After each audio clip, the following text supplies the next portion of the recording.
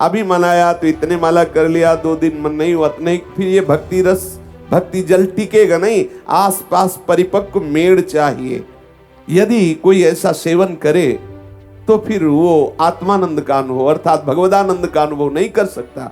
इसलिए सावधान, अपनी भक्ति को पवित्र रखो। आप सावधान हो करके अपनी दिनचर्या में कोई भी ऐसी खान पान की सामग्री ना हो जो प्रभु से रहित हो। जो भी वस्तु हम प्रयोग करें, चाहे वस्त्र हो, चाहे जल हो या भोजन हो, वो हम प्रियालाल को अर्पित करके ही फिर आपके हृदय में संतोष प्रकट हो जाएगा।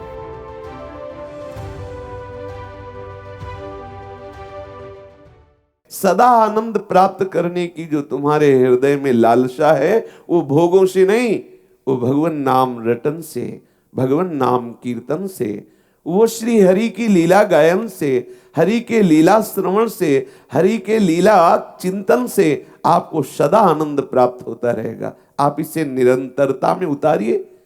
कभी जप परायण है, कभी कीर्तन परायण है, कभी लीला श्रवण कर रहे हैं, तो कभी लीला गा रहे, तो कभी रूप माधुरी का चिंतन कर रहे हैं, कभी एकांत में बैठ कर के भावना कीजिए, कितने सुंदर सी चरण है प्यारे जू के, कैसे सुंदर सुकुमार चरण है प्यारी जू के, और नखशिख तक दौड़ाइए इस मन को उनकी रूप माधुरी में। फिर देखिए वो कृपा सिंधु कृपा करेंगे, एक दिन आपकी भावना भावना नहीं रह जाएगी, वो साक्षात प्रकाशित हो जाएंगे। कृपालु है, बड़े दयालु है, समुद्र हैं वो दया के, वो आपके हृदय में प्रकाशित हो जाएंगे।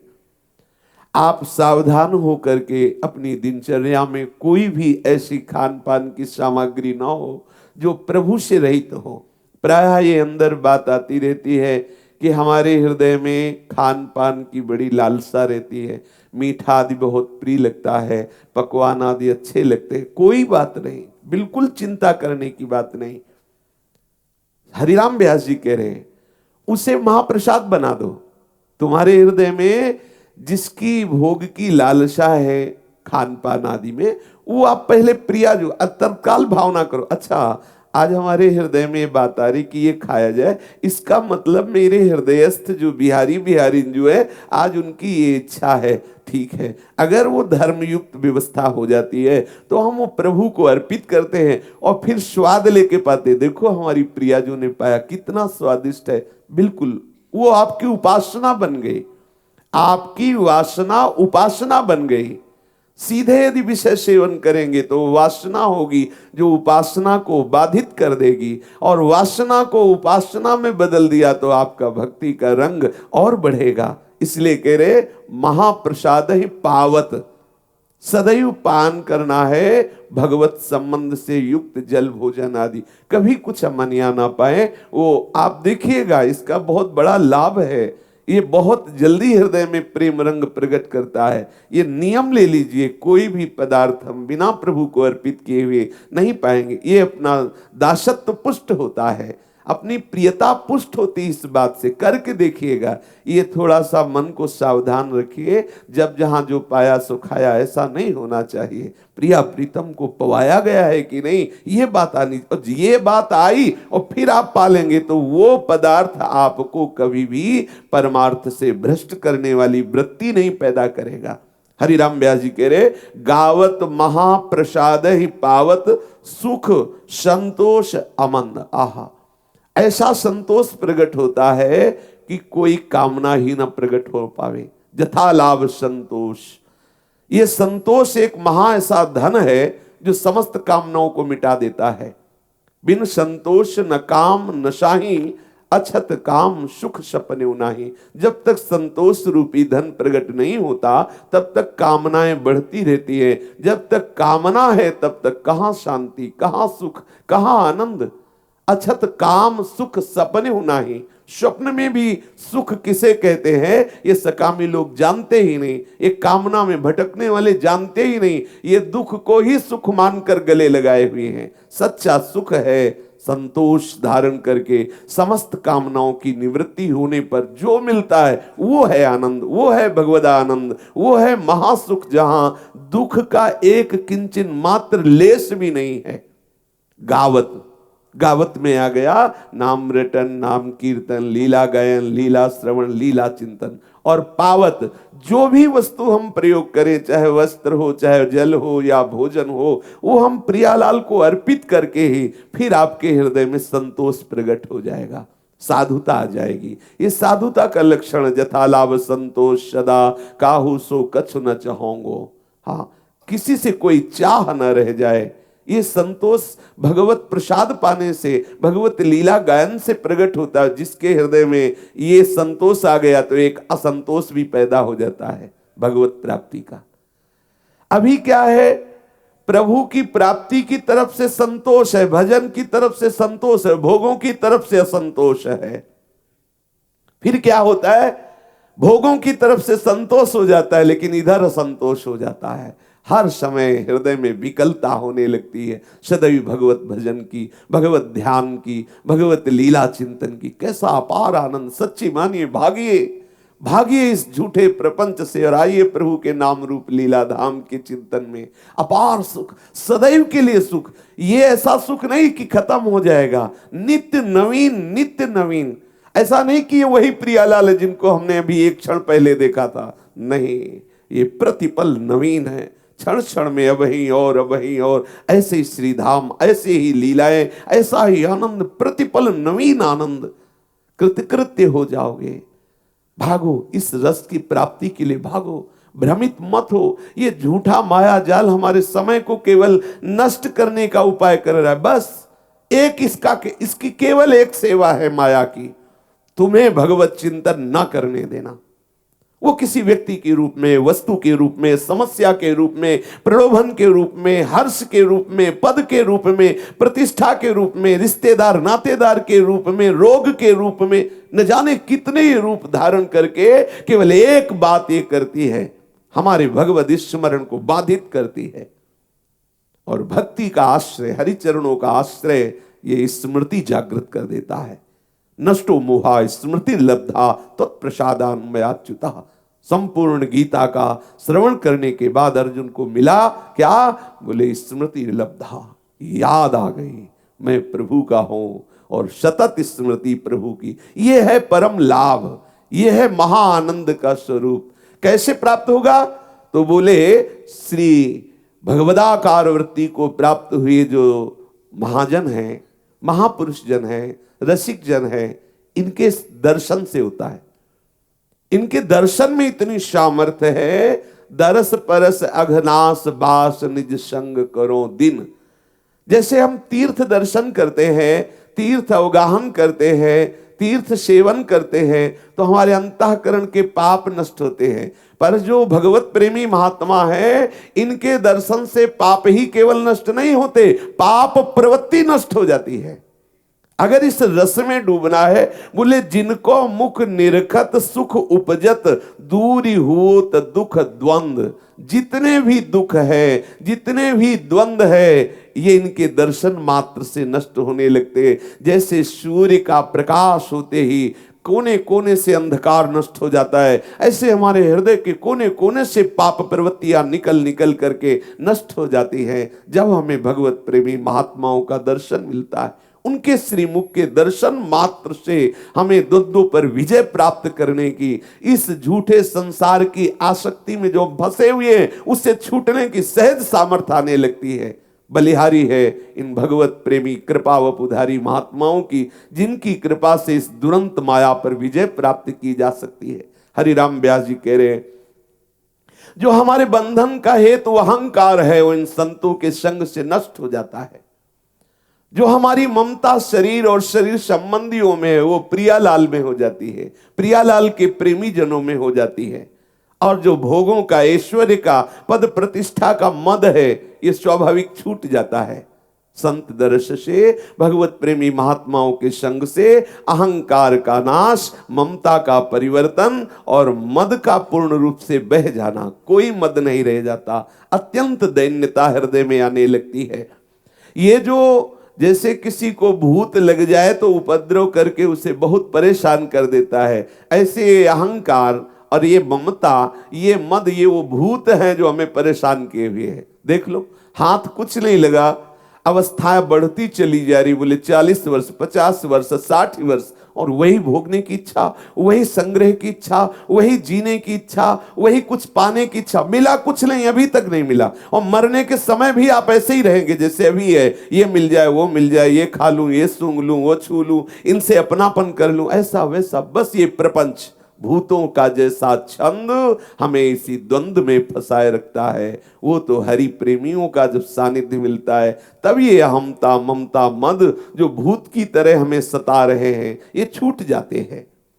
श्री राधा वल्लभ लाल जी के पद पंकज आनंद के मूल हैं, कंद हैं। आनंद का मूल श्री प्रिया प्रीतम के चरणारविंद है। पकड़ लो नाथ अनाथन हित समर्थ मोहन श्री राधा, समस्त संपदाओं के मूल है ये प्यारी जू प्यारे जू के चरणारविंद। जो इनके आसक्त चित्त रसिकों का सेवन करता है उसका ये भ्रम छूट जाता है। जा सुकृपा सब भ्रम मिट जाई। ये जो भ्रम संसार में सुख बुद्धि है इसका नाश हो जाता है श्यामा श्याम के अनुरागी जनों का आश्रय लेने से। ये जो लोक रीति और वेद रीति में हमारा पूरा जीवन व्यतीत होने लगता है, ये रसिकों के संग से लोकातीत वेदातीत हमारे हृदय में रस रीति का प्रादुर्भाव हो जाता है। जो लोक रीति में फंसा हुआ है, जो वेद रीति में फंसा हुआ है, वो प्रिया प्रीतम की रस रीति का परिचय प्राप्त नहीं कर सकता। जो रसिकों का संग करता है वो लोक रीति और वेद रीति दोनों से ऊपर उठ जाता है। न लाज तीक्ष्ण लोकन की, न वेद को कहो करे, न संक भूत प्रेत की, न देव जच्छते डरे। आहा, उसके हृदय में रस रीति का प्रादुर्भाव हो गया, प्रीति रीति का प्रादुर्भाव हो जाता है। जो रसिकों का संग करता है मुक्त भय, वो जीवन मुक्त हो जाता है। आहा, जीवन मुक्त केवल शब्द हम सुन लेते हैं, लेकिन जब जीवन मुक्त हो जाएंगे तब आप देखेंगे ये जितने द्वंद्व हैं, भूख प्यास सर्दी गर्मी हर्ष शोक जन्म मृत्यु, ये सब देह भाव में है। जो देह भाव से ऊपर उठ गया, जीवन मुक्त हो गया, समस्त द्वंद्वों पर विजय प्राप्त कर लिया। जो जीवन मुक्त महापुरुष है वो भी लीला का गायन करते हैं, वो भी नाम जप करते हैं। उदाहरण में दे रहे देवर्षि नारद जी, श्री सुखदेव जी, सनक सनंदन जी, निरंतर हरिशरणम। श्री देवर्षि नारद जी नारायण नारायण नारायण, श्री सुखदेव जी महाराज 18,000 श्लोकों का क्रम से ऐसे गान करते रहते। लीला गायन, नाम रटन, नाम कीर्तन, इसमें जीवन मुक्त महापुरुष लगे हुए। फिर तुम तो बंधे हुए हो इस माया से, तुम क्यों बेपरवाह हो रहे हो? तुम्हें निरंतर नाम के लिए, रूप के लिए, लीला धाम के लिए व्याकुल होना चाहिए। तद स्मरणे परम व्याकुलते थी। अगर थोड़ा भी विस्मरण हो जाए तो व्याकुलता उत्पन्न होनी चाहिए। देखो ये जीवन मुक्त महापुरुष भी निरंतर नाम रटते रहते हैं, लीला गायन करते रहते हैं। हरिराम व्यास जी कह रहे हैं, व्यास विराजमान सर्वोपरि जय श्री वृंदावन चंद। श्री बिहारी बिहारी जो सर्वोपरि श्री वृंदावन धाम में विराजमान है, इनकी आराधना में मगन रहो। ये सर्वश्रेष्ठ रसमयी उपासना, श्री स्वामी जी के चरणों की आराधना करना, ये बिल्कुल समझ लीजिए अपार कृपा हुई है तब मिला है। जो भगवत भक्त है उसको मेड़ रूप से नियम बनाने चाहिए। गुरुदेव की कृपा प्रसाद से नियम के अनुसार भक्ति करनी चाहिए। मन माने नहीं, अभी मनाया तो इतने माला कर लिया, 2 दिन मन नहीं हुआ नहीं, फिर ये भक्ति रस भक्ति जल टिकेगा नहीं। आसपास परिपक्व मेड़ चाहिए। उस भक्ति जल को सुरक्षित रखने के लिए किनारा मजबूत चाहिए, नहीं तो फिर वो प्रवाह में बह जाएगा। जहां लहरें आएंगी वायु का धक्का लगेगा, बह जाएगा। यदि आपका नियम दृढ़ नहीं है, गुरुदेव के द्वारा दी हुई परिपक्व उपासना पद्धति दृढ़ता पूर्वक नहीं कर रहे, तो यह माया की वायु आएगी और ऐसी कोई न कोई तरंग आएगी जो आपके मन को भक्ति रहित करने वाले आचरणों में फंसा देगी। बहुत ये ध्यान देने योग्य विषय है। गुरुदेव की कृपा से भक्ति रंग हृदय में जागृत हो रहा, तो आसपास मेड़ मजबूत होनी चाहिए। सरोवर की मेड़ मजबूत है तो जल सुरक्षित है। मेड़ है नियमावली, दृढ़ नियम। जो नियम लिया है उसे ठीक से निर्वाह कर। अब आप देखो, पूज्य श्री राधा बाबा के जीवन चरित्र में आया कि सत्संग समीप होता था, रोज नियम से सत्संग सुनाने के लिए उनको कांधे पे ले जाते थे, क्योंकि पैरों में गठिया रोग हो गया था, चल नहीं पा रहे थे राधा बाबा। एक दिन जो ले जा रहे थे उन्होंने उदासीनता दिखाई। बाबा ने कहा बस मुझे वहां तक पहुंचा दो। वो इतने सेवा में थक जाते थे और हरि की ऐसी लीला, तो उन्होंने कहा कि बाबा आपको जाना हो तो जाओ, हमारी इच्छा नहीं है कि सत्संग में ले जाए। देखो नियम निष्ठा, यद्यपि वो एकदम निष्काम महापुरुष है, पर उन्होंने प्रभु से प्रार्थना की कि प्रभु मेरा नियम है रोज सत्संग में जाना, बस इतना मुझे बल दे दो कि मैं सत्संग तक पहुंच जाऊं। एक बांस पड़ा था, उठाया, कड़िलते हुए सत्संग में गए। जब उनका पैर फिसला, एक बार साधना में थे, हाथ टूट गया, तो बाबा ने साधना नहीं छोड़ी। इस तरह का महापुरुषों के जीवन में देखा गया, ऐसी दृढ़ता नियम की, तो फिर उनका हृदय भक्ति रस से बढ़ता रहता है, सुरक्षित रहता है। ये अपने लोगों में जो कचाई है इसे छोड़ देना चाहिए, नियम निष्ठ होना चाहिए, एक दिनचर्या होनी चाहिए। ऐसी नहीं जब जैसा मन आया, ये साधना के लिए ठीक नहीं है। आज मन आया 20 माला कर लिया, नहीं मन आया तो 2 दिन बिल्कुल नहीं किया, आज मन आया तो पूरी चतुरासी जी पढ़ ली, 4 दिन नहीं, एक भी नहीं, ऐसा न किया जाए। एक नियमावली बनाई जाए, उसी दृढ़ नियमावली में भक्ति सुरक्षित रहती है। दृढ़ नियम होना आवश्यक है। मन क्रम वचन भजन दृढ़ नेमा, ये बेला भजन सुपक्व का स्वरूप है कि आपकी नियमावली से आपकी भक्ति सुरक्षित रहेगी, ऐसा हृदय में दृढ़ विचार करें। जीव गोस्वामी जी नियम का पूर्ण रूप से पालन करते थे। जैसे जल में धूल मिट्टी कीचड़ आदि के संयोग से वो जल गंदा दिखाई देने लगता है, दूषित हो जाता है, प्यास वाला नजदीक जाता है पर उसे पीने के लिए वो निर्मल जल नहीं मिलता, क्योंकि वो दूषित हो गया है, किनारे में फिसलन भी हो जाती है। ऐसे ही यदि आप नियमावली से पक्के नहीं हैं, आप सावधान नहीं हैं, तो आपकी भक्ति रूपी जल दूषित हो जाएगा, आपके किनारे काई जमा हो जाएगी, फिसल जाएंगे आप।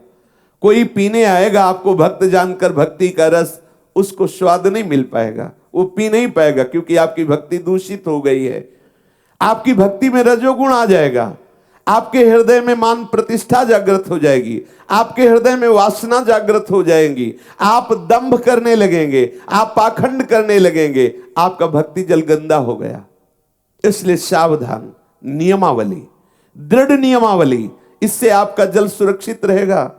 आपके हृदय में जो भक्ति रस है वो पवित्र और सुरक्षित रहेगा। कहीं भी कोई भी छल कपट दंभ मान कामना ये आपकी भक्ति को दूषित न कर पावे। जैसे कोई दूषित जल का सेवन नहीं करेगा, पर यदि करता है तो रोगग्रसित हो जाता है, ऐसे ही वासना छल दंभ आदि, भक्ति का नाटक, भक्ति का स्वांग आदि, ये आत्मा आनंद का हनन करने वाला है। यदि कोई ऐसा सेवन करे तो फिर वो आत्मानंद का अनुभव अर्थात भगवदानंद का अनुभव नहीं कर सकता। इसलिए सावधान, अपनी भक्ति को पवित्र रखो, जिससे दूसरों को भी, जैसे जलाशय सुंदर है, निर्मल जल है, सुव्यवस्थित है, वो जाकर के जल को ग्रहण करके अपनी प्यास बुझा सकता है। यदि आपकी भक्ति निर्मल है, आपका भक्ति का नियम दृढ़ है, तो जो भी आपसे जुड़ेगा, जो भी आएगा वो भक्त हो जाएगा, उसके दैहिक दैविक ताप मिट जाएंगे, उसकी जन्म जन्म की प्यास मिट जाएगी, उसका हृदय भी निर्मल होने लगेगा, प्रिया प्रीतम के चरणों में आसक्ति बढ़ने लगेगी। छल दंभ तो आपके हृदय में होना ही नहीं चाहिए, भक्ति के लिए बहुत हानिकारक है। और भगवत रसिक जी ने कहा यदि विवेक नहीं है, वैराग्य नहीं है, तो आपकी भक्ति निश्चित पाखंड रूपी रोग से ग्रसित हो जाएगी। बिन विवेक वैराग्य भक्ति बिन सत्य नये को जानो, भगवत विमुख कपट चतुराई सो पाखंड जानो। छल आ जाएगा, चतुरता आ जाएगी, कपट आ जाए। आप नियमावली से भजन नहीं करते और आपको भक्त मान के जहां सम्मान मिला तो आप उसको सुख पूर्वक स्वीकार कर लेंगे। आप उस सम्मान को बचाने के लिए और नाटक करेंगे और दंभ करेंगे और पाखंड करेंगे, पूरा जीवन पाखंड हो जाएगा। मिला क्या? ये प्रणाम नमस्कार से क्या मिलने वाला? आत्मानंद मिल जाएगा क्या? 4 लोग तुम्हें संत कह देंगे तो तुम्हें भगवत साक्षात्कार हो जाएगा क्या? 4 लोग तुम्हें महापुरुष अवतार बता देंगे तो तुम यमराज के दंड से बच जाओगे क्या? इसलिए सावधान, सच्चाई से चलो, हरि दुलार करें, भले सब निंदा करें, क्या फर्क पड़ता है? और सब तुम्हारी जय जयकार करे, हरि से विमुख हो, क्या लाभ, क्या मिला, क्या लाभ मिला। इसलिए अपने प्रीतम को रिझा, सच्ची बात, क्या होगा इससे, होगा क्या। चार लोग कह दिए महात्मा हो, हृदय काम क्रोध से जल रहा, क्या महात्मा। चार लोग कह रहे हैं अरे आप तो अवतार हो, और यहां पिटाई हो रही है, अंदर अंदर से जल रहा है, बाहर से अवतार भले पूज रहा है और अंदर से मलमूत्रों के द्वार में भटक रहा है, क्या अवतार। बहुत सावधान। सच्चे महात्मा बनने के लिए नियमावली की आवश्यकता, दृढ़ नियम, और नियम में बहुत सामर्थ्य है। आप देख लीजिए, हमने देखा, महापुरुषों को भी देखा है, दिन भर बुखार से पीड़ित पड़े हैं, लेकिन उनका नियम है बैठ के उतने माला करना। तो देखा पूरा बुखार से शरीर कांप रहा है, लेकिन वो बैठा लो हमें, और वो बैठ गए, माला शुरू कर। आश्चर्य हुआ कि यहां तो जरा सा हो जाए तो लगेगा छोड़ो सब, हाँ अब तो बीमार है ना अपने आप, लेकिन वो बीमार है, वास्तविक बीमार है, वृद्ध शरीर है, चलने में असमर्थ है, बुला के कहते बैठा लो हमें, दीवार से लगा के बैठा दो। नियमावली पूरा करना है। पकड़ो हमें, परिक्रमा मार्ग ले चलो, दंडवत कराओ चलकर, आश्चर्य होता। पकड़ो हमें, ठाकुर की 4 परिक्रमा करवाओ, चरणामृत लाओ। बोले बाबा वो चरणामृत तो खत्म हो गया। हाँ तो ठीक है, कोई बात नहीं, अब कल पाएंगे।